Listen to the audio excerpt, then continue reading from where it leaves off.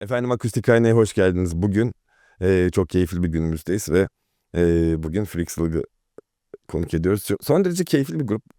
Özellikle soundlarını Austin'de South by Southwest'te duymuştuk. Sonra onlarla tanıştık. Hatta şöyle çok sevdiğim ekip arkadaşım Geliz Alper kendileriyle görüşmek için sahnelerin hemen önünde bir 15-20 dakika menajerlerin kim olduğunu bulmakla harcamıştı. Dolayısıyla bizim için çok heyecan verici bugün. Son derece keyifli bir müzik yapıyorlar. Aslında birbirinden farklı synthleri müziğin içerisine yerleştirerek güçlü bir sound çıkartıyorlar. Yanımızda bu dostlarımızın solisti var diyelim ya da aslında kendisi var da diyebiliriz. Welcome. Hey, how are you doing? How are you lately? I'm good, thank you. Lately, For our audience, can you please tell us about freakslug? what do you mean? There's so much to say. More specific. When did you start to play under freakslug? Yeah, okay, so I've probably been playing under freakslug maybe 2000, to be honest, maybe 10 years, but then I took it more seriously in 2020. So yeah, it's like 10 years, but 5 years more seriously. How can you describe your music? A mix of dreamy, heavy, grungy, 90s sound inspired. Yeah. For our audience, what's your favorite song to start freakslug first? I mean, I think we like starting with the song called You're Ready, which is the first song on the album, just because it's got a really nice introduction and it starts off slow and then it hits you straight away, which is cool. I like it just feels good to start with, basically, yeah. When I try to read about you, I realized that you're actually a painter. Yeah. And then you start to make music. And in one of your interviews, you said, I will always be doing music because it itches me. It scratches the itch. What's your relationship with music? Well, I think it's a good relationship. How did you start? How did you start listening to music? What's the first song? What's the first song I listened to when I was a child? Yeah. Yeah, the first artist that ever touched my heart was this band called The Radio Department. And yeah, they were the first band that I loved. And nobody really knew about them. Still nobody knows about them. But I think they really inspired me. They're very dreamy, it's just beautiful chords, and yeah, it's just so beautiful to me. It touches my heart, which is why I make music, to touch my own heart mostly. Do you know what I mean? Can you tell us about your inspirations? Yeah, I really like English music. I love English, like the 90s and the 2000s. Like, that's my favorite kind of music ever. And I think that definitely must inspire me because that's mostly what I listen to. Yeah, me too. By the way, as Turkish people, we always listen to English-made music in 90s and 2000s. So, when you are inspired to do a new song, what's your drill? Yeah, so I usually write when I'm happy. So I find that if I'm active, like I've been to the park and walking in nature, like I'll come back home and I'm like, today's a good day to write music. I don't force music, but I always know that I can write it. I'm not I don't put pressure on myself. I don't have problems with making music. Like, I know that if I'm in a good mood, I'll write a good song. So I don't ever worry about that. For me, it's just the mood that I have to be in. Sometimes I also write music when I'm sad, but I try to mostly write it when I'm in a good mood because I feel like I don't necessarily want to spread sadness, even though it's a nice thing for other people to feel less alone. It's a cool thing, and I do write about sad things, obviously, but the mood I want to be in is energetic and full of life and have the energy to write a song and finish it. Yeah. When I listen to your music, I feel like this is not the place I want to be now. I have to be somewhere else when I listen to it. Yeah. And it makes me exit the vision I'm seeing that time. Yeah. So it's very nice.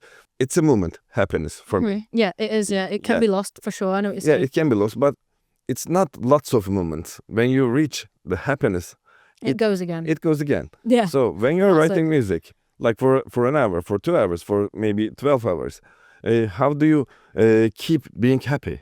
I mean, honestly, I don't write music for 12 hours. Usually I can write a song in an hour. So it doesn't really need me.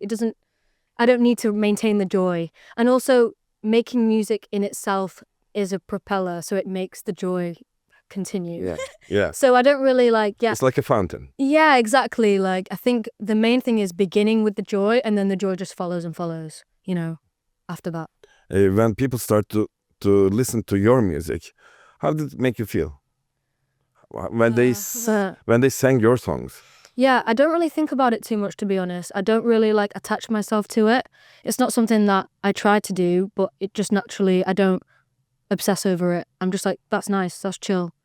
I'm not really bothered about that, to be honest with you. Like, it's not my main intention. Like, for me, it's just making myself feel joy and fulfilling my art and fulfilling my heart. Because no other music will fulfill my heart the way my music would fulfill my heart. Yeah. But yeah, of course, it's a plus that other people sing the music and like the music. Yeah. So you don't care about numbers? I do care, obviously. It's a really nice thing. And obviously, it's great. I do care, but I don't let it, I don't think about it at home too much, about the fans. I don't think about the fans. Yeah. Like that. Do you know what I mean? Yeah. These days, there are lots of songs you can listen to through TikTok and Instagram Reels. And so listening to albums like we did in 90s doesn't exist anymore, I think. Yeah, I know. So how do you find new music to listen to? To be honest, I find a lot of new music on the radio. I have the radio on all the time at home. So mainly BBC Six, I listen to music, sometimes classical, but obviously that's just on. So that's how I find new music, is through the radio. And sometimes through festivals that I play at, I'll see some new bands and then I'll discover artists that way too. Yeah. If in our country, we use Spotify a lot. Yeah. So everybody has their new music radar and people pass each other the new songs. And I think it's the best way to find a new band, because when you have listeners below 1,000, it is very unlikely to be heard of. So what do you think about live performances? When you see a performance, is it different than a song on Spotify when you watch the music? Yeah, definitely. I mean, it's proven as well scientifically that your brain releases dopamine when you watch live music. I think it's actually good for you to see the music live. I think I think it's a great thing to do, and it is 100% a different experience. I think it helps you understand the artist's energy more when you actually see them in person, for sure. Yeah, with Instagram Reels and TikTok, as I mentioned, you can listen to 20 seconds of a song. Yeah. And then you can't hear the whole song. Yeah. And when you want to listen to the whole song, it's different than what you listen to in the Instagram Reels. Because pray they show you the best and then that's all they have. Yeah, maybe. But I think it's something all the musicians should think of, because it changes. Tracks are getting 2 minutes, 1.5 minutes. These days, it gets shorter and shorter. But when I was growing up, it was like 6 minutes, and I remember 90-second solos, and I loved them. Yeah, you like that. I think because of the way that the internet is, it doesn't really allow people to have time for that. Like, one of my friends, she's like a Gen Z girl, she was like, yeah, back in the day, people had 5 choruses and there's no need. And I was like, yeah, to be fair, there's no need for how many choruses there are. Just do maybe 2 or 3 times and then you're good. But they rinse the chorus. I'm not really into solos personally. I'm not into that rock metal solo. That's not for me. I like just beautiful harmonies and carefully selected things. I'm not really obsessed with showing off your technical capabilities. That's not for me. But fair play, if people like that, do you know what I mean? But Clapton's or whatever, someone else, Eric Clapton, do you know what I mean? He loves that shit. That's not for me. Yeah. I don't really like that. Do you know what I'm saying? When you have the chance to listen to a song again and again, and you can rewind it however you like, then it becomes something you own. But when you listen to a song on the radio, you can rewind it. So then you have to get it straight away. Yeah. But that's beautiful, you know. Yeah, I think that's beautiful. Yeah, maybe that's why they have lots of choruses. Maybe because you can't pass it and you don't want to rewind it because it takes time. So maybe 6-minute songs was because of that, I think. Possibly, yeah. So what are your plans for this year and next year? Yeah, so I've got an EP that I'm gonna start to release in June, and that's the last of this sort of sound. And then I'm going more heavy, and I'm going more Manchester with it, with the next album, which I'm already writing.